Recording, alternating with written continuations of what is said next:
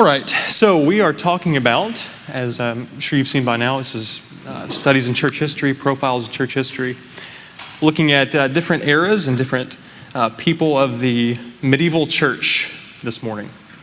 Medieval church. And just to kind of lay out a plan here, the next 2 weeks we're going to park in the medieval era for 2 separate weeks. This week is going to be medieval theology, and next week is going to be medieval interpretation. So model and method. Okay, we're looking at the work of theology and the different books and different ideas that medieval authors produced, and then how they produced it, which is just as significant and just as insightful and helpful for us. So that's what we're doing. When we go over to James chapter 1, though, I want to read a quick verse before we get going. James chapter 1, verses 19 and 20. Know this, my beloved brothers, let every person be quick to hear, slow to speak, slow to anger. For the anger of man does not produce the righteousness of God. One of the things that's interesting about the medieval period and the medieval era, which, by the way, when I'm talking about medieval, I'm talking about the period from approximately 590 to 1321. That's the dates I give it. 590, a man named Gregory the Great becomes Pope, head of the church in Rome. We'll talk about him a little bit next time. And he brings about some important reformations to the church that really open the gate for all of medieval thinking. 1321, the Divine Comedy is finished. Okay, you're probably a little more familiar with that one.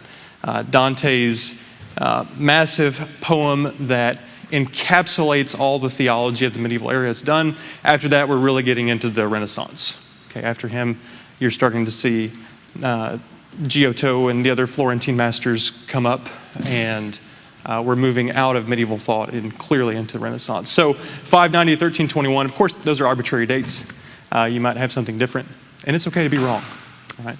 But that's where I put them. So that's medieval era. Why I read these verses here in the beginning of James. Jason told us a couple of weeks ago about the terrible 3rd century, we might call it, the 10 waves of persecution that happened in the early church. And James is writing to those people in the early church, the 12 tribes scattered abroad that happens in Acts chapters 8 through 12, and he's telling them, don't be revolutionaries. You're facing persecution. Don't fight back. The anger of man does not work the righteousness of God. And what we see for 300 years, essentially, 250 years in the early church, is the church not fighting back when it's persecuted. And being promised here by James that if they do not retaliate in anger, that they will be blessed in their perseverance. And the medieval era is the fruit of that perseverance. The church for 250 years is squashed by the empire. Nevertheless, in God's blessing, because of how they take that persecution, they continue to grow. And they grow so much, they fill Europe and send out missionaries all over the world. So the difference between the ancient church and the medieval church is that in the ancient church, we are primarily concerned with the clarification of doctrine. Okay? The first 200 years of the church are concerned with clarification. And what I mean by that is you've got heresies running amok, right? You've got some of the New Testament still being written there before about AD 90. You've got persecutions outside that we've talked about. There is no time when you're trying to not lose your head and just trying to figure out what every Christian should believe to reflect for long periods of time on the minute issues of theology. So in the ancient era, we see councils, Jerusalem, Acts chapter 15, where the clarifying message is, what do you have to do to be a Christian? Do you have to accept circumcision? Do you have to keep the Jewish laws? And the church answers no. Okay, they give a very short list of the requirements for being a Christian in Acts chapter 15. Council of Ephesus, what are the dates? Okay, when do we celebrate Easter? Do we go to church on Sunday or do we go to church on Saturday? Council of Carthage, deals with the Donatists. Do we accept people back, the people that Jason mentioned, the lapsed, who under the persecution they fall away? How do we take them back into the church? Do we let them back into the church? And then ultimately the crowning jewel of the ancient church's clarification, the Nicene Creed, right? The Council of Nicaea that we say every single Sunday. It's the most basic, bare bones, clear teaching on what it means to be a Christian. We believe in God the Father, the Trinity, the Holy Catholic Church, one baptism, communion of saints, judgment, right? There's no footnote at the end of Nicaea that says at the last judgment, oh, by the way, you must be postmillennialist, right? Or you must be amill, or you must be premill, okay? No, it just says there's going to be a judgment, period, all right? It's clear.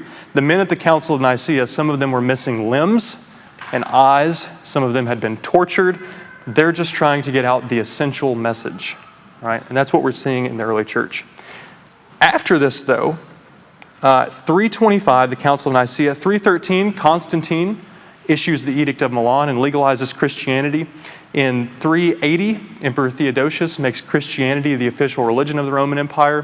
393, he closes the Olympic Games and all theaters. Christianity now is legal, flourishing in the Roman Empire. The church, for the first time in the medieval era, can breathe. All right? And for the first time, they are able to not just clarify, but reflect on their beliefs. This is a time of explanation of Christian doctrine, not just clarification, but explanation, because of the calmness that had come over the church with the relief of persecution. So what we want to do this morning is look at some of those explanations.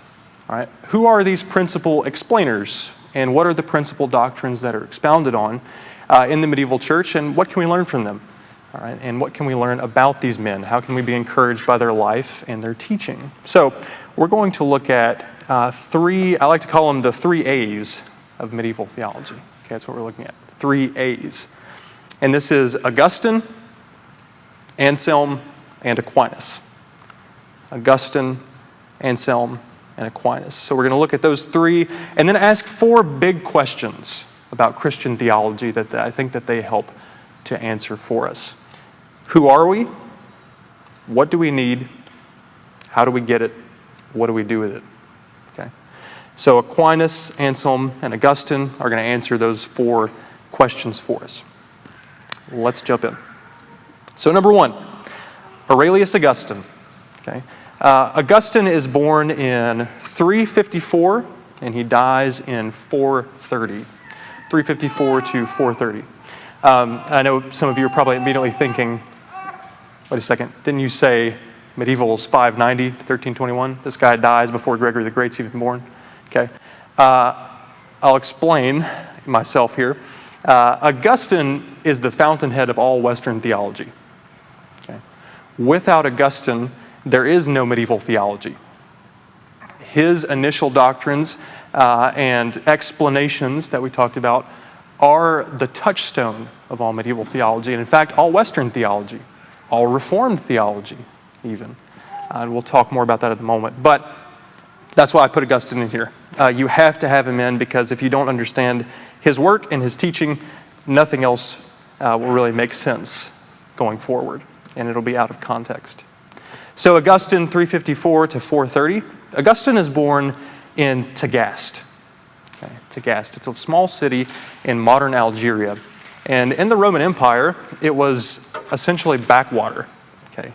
It was a very, very inconsequential place to be born. He's not from Rome. He's not from Carthage or any of these great cities that he later goes to. He's born in the sticks of the Roman Empire, we would say.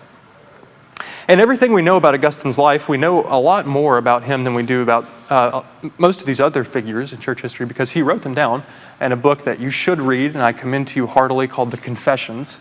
Okay, you should get a copy ASAP. That's your homework from the lesson today, is to get a copy and to read The Confessions. But he tells us he's born in Tagaste. He tells us a little bit about his parents. Patricus is his father. Patricus. He is a Roman pagan in the truest sense of the word. Okay, his father is not interested at all in Christianity. In fact, he is what the Roman Empire called a decurion. a decurion, which is essentially a minor imperial administrator. He's like a town councilor, governor of his town, essentially is the way we would think about it, maybe a mayor of some sort. So he has some sort of rank in this small, inconsequential territory that Augustine's born into, but very pagan. His mother, on the other hand, who in her own right could have a Sunday school class, she's a very fine lady for you all in here to emulate. Her name is Monica. Okay, and she herself in the Catholic Church is also hailed as a saint, along with her son Augustine. Monica is a devout Christian woman, and she's remembered all throughout the Confessions by Augustine as a woman of many prayers and many tears. Every time she comes up in the Confessions, it's waterworks. Okay, she is always praying for her son and for her husband, for their conversion, for their growing up into Christ. Even later in Augustine's life, she's the same way. So that's his parents. And what we see in Augustine's life is a tornness, a fragmentation. Augustine has two worlds in front of him to look at, Monica, Patricus. Which one will he be? And from his early adolescence, he feels that very, very keenly. Is he going to follow his father, who makes a habit of taking his son to make the sacrifices to the Roman gods and takes him to the public baths where young Augustine is exposed to things a young man should not be exposed to at his age? Or is he going to follow his mother, Monica, who's constantly entreating him not to go after the ways of his father, not to be like his pagan dad? What's he going to do? And this is really the hallmark of the Confessions, this whole concept of being torn. On one of the very, very first pages of the Confessions in Book 1, Augustine makes a point of talking about his restless heart. Okay? Our hearts are restless until they find rest in you, O Lord, is one of the principal quotations from the work. So this tornness really controls Augustine. It moves him through his early years until he becomes a Christian at the age of 32, which we'll get to in a moment. But he's a gifted thinker from very early on, a gifted thinker and specifically a gifted rhetorician. All right? He is a smooth talker, and he's smart, and he knows that he's good at it. And so very early on, his dad uses what little clout and position that he has in the empire to get Augustine into a good school so that he can learn to hone this rhetorical skill. Right? And so he goes off to school, and Augustine is a very, very ambitious young man. He sets for himself early on the high goal of being the speechwriter for the Roman emperor. That's his top goal in life. At the same time, though, Augustine is not just a talker, he is a thinker. Very smart. It's not empty words that he's throwing out. And so from early on in life, he's also looking. He gets involved for a long time with some Neoplatonists, which is a Greek philosophical movement that emphasized higher spiritual experience, escaping the physical world in favor of living this astute intellectual life. So he's speaking, he's thinking. He eventually gets involved with a Gnostic group called the Manichaeans, which is they're a Christian heretical group. So for a long time, the better part of 15 years, he's walking around with these Manichaeans. So Augustine is ambitious, he's idealistic. He wants the highest post in the empire and the deepest truth in the world. Okay? You can see his restlessness coming forward in all of this. After he does his initial studies, he moves to Carthage for 9 years. And there's a very, very famous quotation in the Confessions. When the book begins, "To Carthage then I came." And it's supposed to be like this dun, dun, dun moment. We're supposed to think, oh no, something bad's about to happen. Because Carthage is where Augustine begins to sow his wild oats. All right? He doesn't have mom pressing the brakes anymore. All right? He completely pursues the ways of his father, goes off into rampant immorality and licentious living, and explores all that his heart desires for these 9 years in Carthage. There is a famous quotation in T.S. Eliot. There it is. In one of T.S. Eliot's poems, it's the epigraph at the beginning of the poem, "To Carthage then I came," and Eliot's trying to tell you, something bad's about to happen. What's coming up here. There's about to be some moral degradation going on.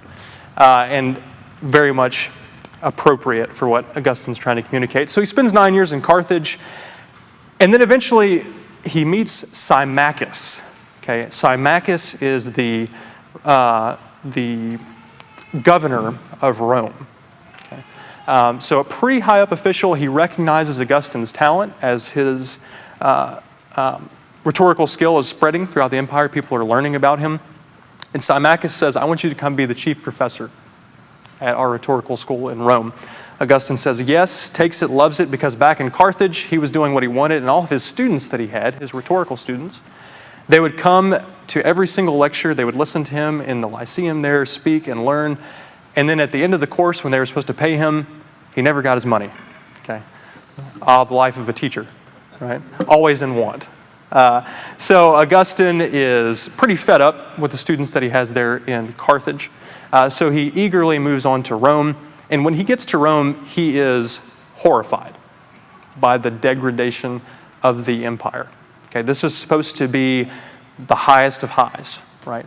This is supposed to be Rome at its finest, in its imperial capital.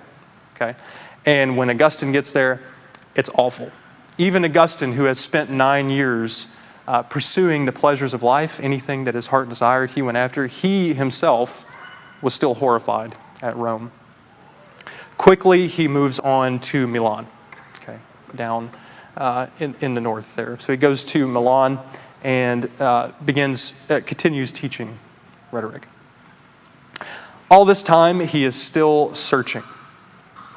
He has, for the better part of a decade, a live-in girlfriend, a common law wife, as they would have referred to her. He actually ends up, they have a son together, and this son eventually dies in adolescence, but they do have a child. He lives with this girl, and when he's in Milan, though, things begin to change for Augustine. For the past 15, 20 years or so, he has been living life how he wants to live life. He has this somewhat spiritual satisfaction from this Manichaeism, but he's becoming very much disheartened by it. He's beginning to doubt some of their doctrines. And his rhetorical skill isn't landing him where he thought it would. He got everything he wanted in Rome, and it wasn't what he expected. So he begins to be a little downcast. And then somebody one day tells him, hey, there is a Christian bishop in Milan that is a very, very gifted rhetorician. You should go check him out. Okay? And this man's name is Ambrose of Milan. Ambrose is a very gifted rhetorician. Much like Augustine, he also was a Platonic philosopher at one point. And actually, he belonged to a heresy called Valentinianism, much like Augustine's Manichaeism. Ambrose, is converted by another early church figure, Origen, who teaches him and brings him back into the faith. And so Augustine does go and does listen to Ambrose and is very, very impressed with what he's hearing. He actually loves to spend time chatting with Ambrose. Okay, not necessarily about Christianity, but Ambrose uses every opportunity he can to evangelize Augustine. And you can imagine as he's sitting and listening to these sermons, if you're listening hard for somebody's rhetorical content, it's slowly seeping in, right? You can't listen with your brain off. And so Augustine likes the sermon style, but eventually he falls under conviction. And he knows that he is going down the wrong path. He knows that this Manichaeism is false. He knows that the God that Ambrose is presenting, the triune God of Scripture that Ambrose preaches, the God, Jesus Christ himself, who became man for our sake, is what he's really been looking for. But he has a problem. He loves his sin. He is totally consumed by the choices that his will has made. And so there's a famous part in Book 8 of the Confessions where he prays to the Lord, give me constancy and chastity, but not yet. Okay? Convert me to you, but not yet. I'm still not ready to let go of everything. Eventually, though, Augustine does convert. There's a famous story in the Confessions where he is reading the Epistle of Romans with his friend Alypius in Alypius' house. He is burdened by his sin. He runs out into the garden weeping, and he hears in the distance a sound of some children singing, Tolle lege, tolle lege, tolle lege, which in Latin is take and read. He thinks that this is a divine message from God. He runs back into the house, grabs Paul's epistle to the Romans, lets it fall open, reads a passage from Romans 14, and he is converted in an instant. He says it's like the chains fall off, he feels free, and he immediately turns from his old life. He is baptized by Ambrose there at the church in Milan. And there's a funny story soon afterward where he's walking through the streets of Milan. I don't think this part is in the Confessions, but it comes down to us from another one of his books where soon after his conversion, he's walking through the streets. He had put away his common law wife, so he is no longer living with this woman anymore. And he sees one of his old consorts, one of his old girlfriends walking down the street. And she's chasing him through the road, and they end up like running down the street together through alleyways and backways and stuff. And she's saying, Augustine, it's me. Don't you recognize me? Let's talk. Come over here. We used to have such a good time, etc. And he's running away and he's screaming, I know it's you, but it is not me. Okay, I'm not the same Augustine that you knew, essentially. So that's a kind of a story to encapsulate. He's now fleeing from what he used to love. Okay? He ends his life, of course, as the Bishop of Hippo. He's a pastor of a backwater community there in northern Africa. In the falling Roman Empire, he spends his final days preaching, writing, pastoring until his death in 430. And he leaves behind what Jaroslav Pelikan, a historian, calls the most world-shaping body of literature and theology ever produced. And that's true. Augustine, as I said a minute ago, is the father of Western theology. If you've ever picked up Calvin's Institutes, you know this. You flip every single page of Calvin's Institutes, what do you find? Well, Augustine says, and then Augustine says, okay, on almost every single page. Luther famously is an Augustinian monk. He follows the rule of St. Augustine. In the debate that happened at the Diet of Worms between Martin Luther and Johann Eck, the Roman Catholic, they both spend essentially a whole hour quoting Augustine back and forth against each other, okay, trying to prove their points in that debate. And finally, Benjamin Warfield, old Princeton theologian, says that essentially the Reformation can be encapsulated as, he says it as Augustine's doctrine of grace overcoming Augustine's doctrine of the church. So, very important. You really can't be hyperbolic when it comes to Augustine and his importance in theology. So I commend him to you. But his writings, let's chat just for a moment. Educational, polemic writings, personal writings, it's an incredible amount of writing on Christian doctrine, on the Trinity, on music. The book, The City of God, that he writes to defend Christianity against the charge that it calls the downfall of the Roman Empire. On rebuke and grace against the errors of Pelagius. And really, it's in this context, in Augustine's writing, where his theology is formed, specifically in that last one I mentioned there, on the errors of Pelagius. Pelagius was a man who was a bishop in the church. He himself moved to Rome. Interestingly, this doesn't get mentioned a lot, but Augustine knew Pelagius even before Augustine was a Christian and referred to him as a saintly man. Okay? And if you know any of the story, that's a little strange. So Augustine becomes a Christian later after he's met Pelagius. Pelagius is already in the church. Pelagius begins to write these books because one day Pelagius is sitting and hears his pastor quote from Augustine this part in the Confessions where Augustine says, "Command what you will and give me the will to obey what you command." Right? Classic, we need grace to obey, basically, is the context of the quotation there. And Pelagius doesn't like that. Okay? It leaves a bad taste in his mouth. So Pelagius formulates some doctrines that basically Adam alone was culpable for his sin. We don't inherit the sinfulness of Adam. Pelagius taught that our free will is totally unbiased. You come into the world totally neutral. You can make choices for good or for evil at any time you want without anything in the background. And finally, number 3, Pelagius teaches that sin is just a bad habit. Sin is something that we can correct at any time with our wills. We just need better laws and better examples to follow. Jesus Christ being the chief example, we just need to live like he lived and we'll be fine. That's how we find salvation. Augustine is horrified by these doctrines. And Augustine spends his life really writing books against Pelagius and against his ideas. The one thing, though, based on those writings that we can take away and that we can learn from Augustine, one word, this idea that Augustine puts forward called concupiscence. Concupiscence. All right, that's 2 words, Latin origin, of course. Concupidity with cupidity.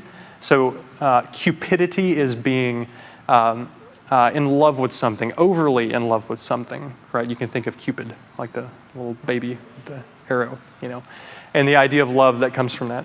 It's the same idea. Augustine says that we are born naturally lovers, but the problem is our love is bound to anything and everything but God. Okay, that's the idea of being concupiscent. We are born with love, so who are we? Anthropologically, we are lovers. We are lovers bound to anything but God. Listen to this quotation from the Confessions. I loved these lower beauties. Do we love anything but the beautiful? What then is the beautiful, and what is beauty? What is it that attracts and wins us to the things we love? For unless there were in them a grace and beauty, they could by no means draw us unto them. So that's Augustine's whole theory of what it means to be human. It's to be a lover. But the problem, another quotation here from Letter and Spirit, quote, a man's free will indeed avails for nothing except to sin, if he knows not the way of truth. And even after his duty and his proper aim shall begin to become known to him, unless he also take delight in and feel a love for it, he neither does his duty, nor sets about it, nor lives rightly.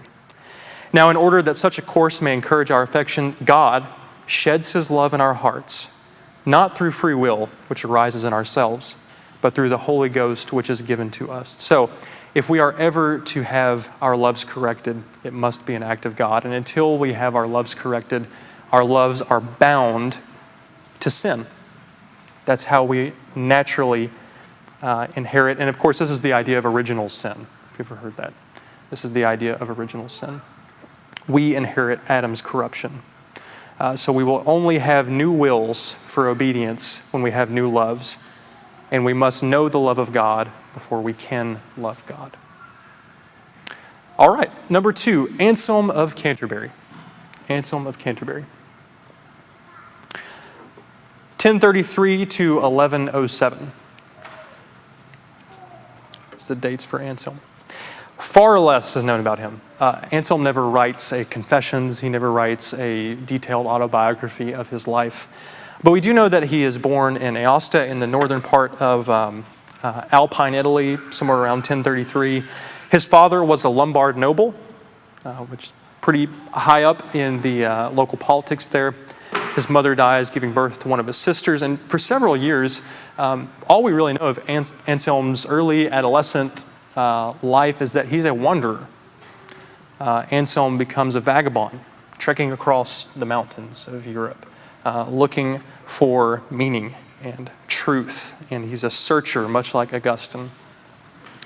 Eventually, he becomes attracted to the Benedictine Abbey of Bec in Normandy, and he wants to pursue the life of a monk.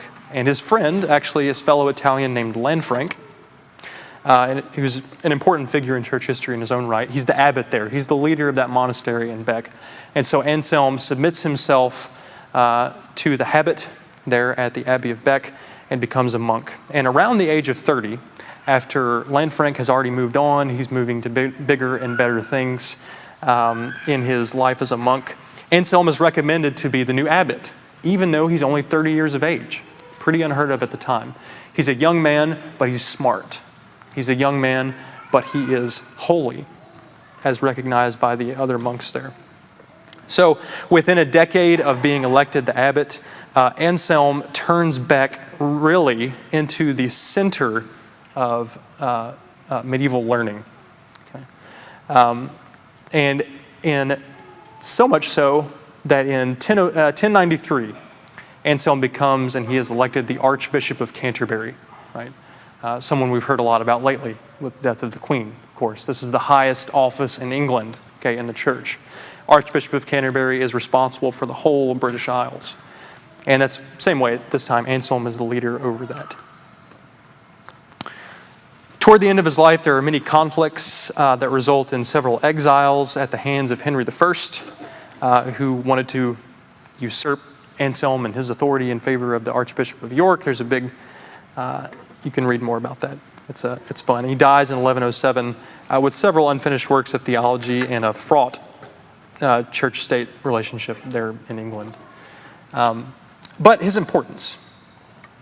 The importance of Anselm for our time here is that Anselm is really what we call the first scholastic theologian. He's the first scholastic theologian. Scholasticism is a way of doing theology that really began in Europe under a man named Boethius. Boethius, gentlemen, if you're looking for a good name for your next sons, Boethius is a good one. Scholastic theology, essentially, you can hear the root word there, school. Okay, it's theology built that comes out of the university system, which is beginning to flourish in Europe in this time. Scholasticism is a way of systematically organizing theology around reasonable arguments that are based on faith, is the best way to think about it. And Anselm is the principal thinker of this. He writes a few books, the Monologueon, the Proslogion, and Crudeus Homo, which we're going to talk about here.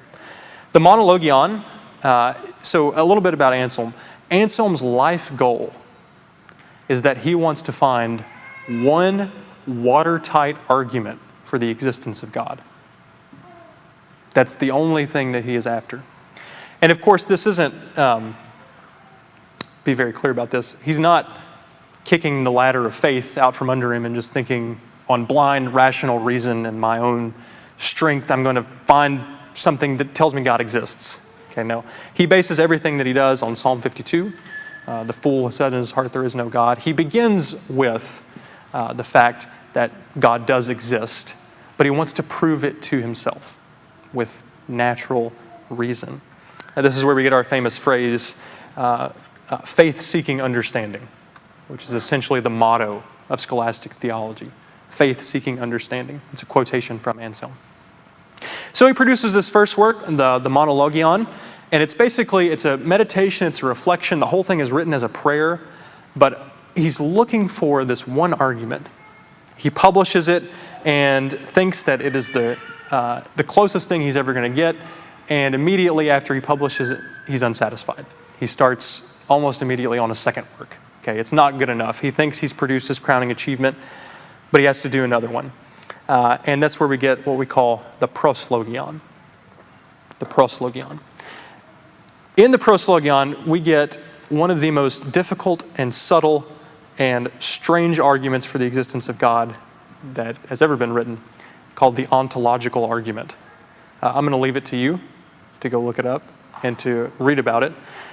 It's very complex, but essentially it argues God is that than which nothing greater can be imagined. That's his watertight argument for the existence of God. God is that than which nothing greater can be thought. Okay. Obviously, you can immediately begin to think of some holes in there. People have been trying to knock it down for thousands of years. But there are several arguments that are in its favor. Consider it. It'd be a fun study for you to do. Most importantly, though, I think, and for our purposes, Anselm writes this last book called Crudeus Homo, Why the God-Man, or Why God Became Man. And in Crudeus Homo, Anselm gives us the first full-orbed theology of what we call substitutionary atonement. Substitutionary atonement. So obviously you know the words there. Atonement is a word that is invented by William Tyndale when the Bible was being translated there into English for the first time. At one meant with the one death of Jesus, God has done the one thing that will take us, that will pay for our sins. That's what atonement means. But it's substitutionary atonement. You see, for thousands of years, up till Anselm, the church had been, or hundreds of years, excuse me, the church had been teaching, based on Origen, Gregory of Nyssa, some other guys, that when Jesus died, it was a ransom that he was paying to Satan. Okay, that was the essence of what they thought that Jesus did on the cross. We were held captive to sin and slavery, bondage to Satan. Jesus comes along, he is crucified and raised, and through this, God pays Satan the debt that we owed. Okay, and there is partial truth to that, of course. And at the same time as Anselm was writing, there's another man, Peter Abelard, who is a fun character to explore if you want to read about him. Peter Abelard, he puts forward what's called the moral theory of the atonement, which is basically warmed over Pelagianism that we just talked about a minute ago. Jesus is just this example. He's a good moral idea to follow. Of course, he's the crown of Christianity. But all he really did in dying was just give our free wills the proper direction so that we can follow his example of love and sacrifice, etc. And for Anselm, that just will not do. Okay? In fact, for Anselm, both of these are true but incomplete, and at the foundation of what it means to believe in the death of Jesus is to believe that Jesus died on your behalf, that he was the substitute for your sins, that he was the lamb that was sacrificed in your place. And the full presentation of that is laid out by Anselm in Cur Deus Homo. So we learn from Anselm theology, Christology, soteriology, all these important aspects. The Monologueon, if you would like to read that, it's actually pretty short and pretty easy. It's all a meditation on the attributes of God. God is omniscient, omnipresent, etc., impassible. This is where we get all those ideas from. So what do we need? We need the greatest conceivable being that can ever be thought, showing the greatest conceivable love that can ever be felt in a substitutionary death, and the fact that God became man for us. That's what Anselm teaches us. And then finally, with our last few minutes here, 15 minutes of Thomas Aquinas. All right, let's do our best. Thomas Aquinas, you probably heard his name, 1225 to 1274, his dates. He is born in a place, of course, Aquino. All right, he's Thomas of Aquino. That's where we get his name from. His father is the Count of Aquino, a very high official there in the city. He's the youngest son of 7. And his uncle was actually the abbot of Monte Cassino. And if you know anything about abbots, I know we've maybe some monastic scholars in here that I've not met yet. But if you know anything about the Monte Cassino Abbey, it's the first Benedictine, it's the first Western monastery ever established, basically. And Aquinas' uncle is the abbot. He's the leader of this monastery and has been for several years. So in the medieval era, if a king has, or a count has several sons, obviously they're not all going to be able to succeed him in the office. Okay? So usually he would take his youngest son or his youngest set of sons, and he would make sure that they were going to be heads of certain monasteries. Okay, that's how he would ensure for them that they were going to have a successful future, carry on the legacy of the family.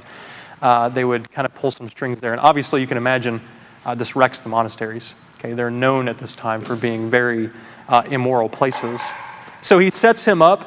He sets Thomas up to become the successor of his uncle there at the Abbey of Monte Cassino. Thomas is sent off to study. And then all of a sudden, Thomas comes home one day and tells Dad, I'm not going to do that. Right? Comes home about the age of 19, somewhere around there, and says, Dad, I'm going to make my own way. There's this new, young, upstart group of monks called the Dominicans, okay, led by St. Dominic. They're fiery. Their name, literally, Dominicane, the Lord's dogs. Okay, they are the hounds of heaven. All right, they're known for being these fiery men who teach and preach and lead crusades, etc. And Thomas is attracted to that. Okay, more than just an average life being the leader of another corrupt monastery, he wants the real thing. And so naturally, what do his father and brothers do? They lock him up in the family castle. Okay? They throw him into a dungeon for 1 year, and they plead with him, please don't do this. Okay? Don't besmirch the family name like this. His brothers every day send large amounts of alcohol into the room to try to get him drunk. They send other sorts of revelries in there to try to dissuade him from this overambitiousness, this unnecessary zeal that's going to cost the family their good name. And it doesn't work. Thomas one time famously chases out some loose women with a branding iron, okay, to try to get them out of the room there with him, and then makes a big cross on the door. Okay, his mother finally intervenes, as all good moms do, in 1244, and he goes to the University of Paris in Cologne and sets out to be a Dominican friar. He's a student of Albertus Magnus, Alfred the Great, and Albert the Great. I'm sorry, messed up. Who is one of the heads of scholastic theology at this time.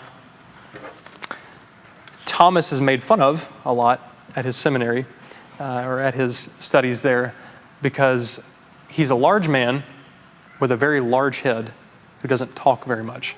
So his classmates refer to him as the dumb ox, okay, as how they affectionately talk to him.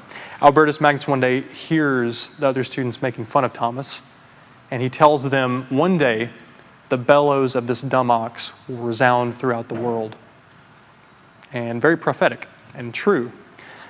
Thomas ends up being the standard of scholastic theology, and still today, a touchstone of theology.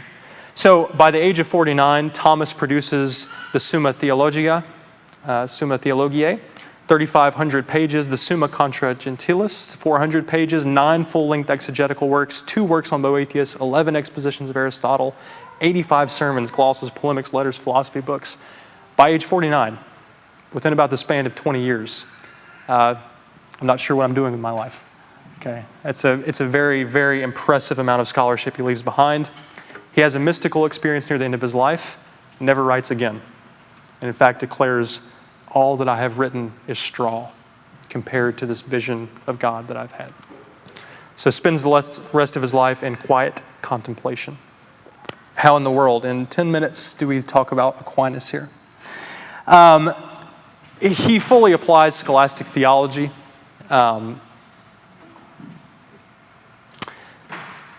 Charting the distinction between nature and grace. I think the most important thing that we can learn from Aquinas, though, is ethics. Okay, what do we do? How do we live as human beings? Once we know and understand from Augustine, we are born in sin, we are born bent away from God, we love anything that is not God, well then God in love loves us through Christ's substitution, right? Anselm. And now we have affections for God. We want to live lives. We have wills now that desire to live correctly. And Aquinas and all the reformers following Aquinas, interestingly, say that what we need is habits. We need good habits. If we are ever to redirect our loves, we must put ourselves in the direction of love. We have to cultivate virtue on a daily basis through participation in Sunday school and the sacraments and the daily means of grace that God places before us through friends and His Word. So more on that. We can talk about Thomas maybe a little bit again next week. We'll have to move on. And the last thing I want to say here as we're wrapping up, one thing I didn't mention about medieval theology that's very important and important to understand is that this wasn't ivory tower stuff. Okay? None of these theologians are sitting around expecting their works just to sit on a shelf. During this medieval period, this theology is taken and spread across Europe.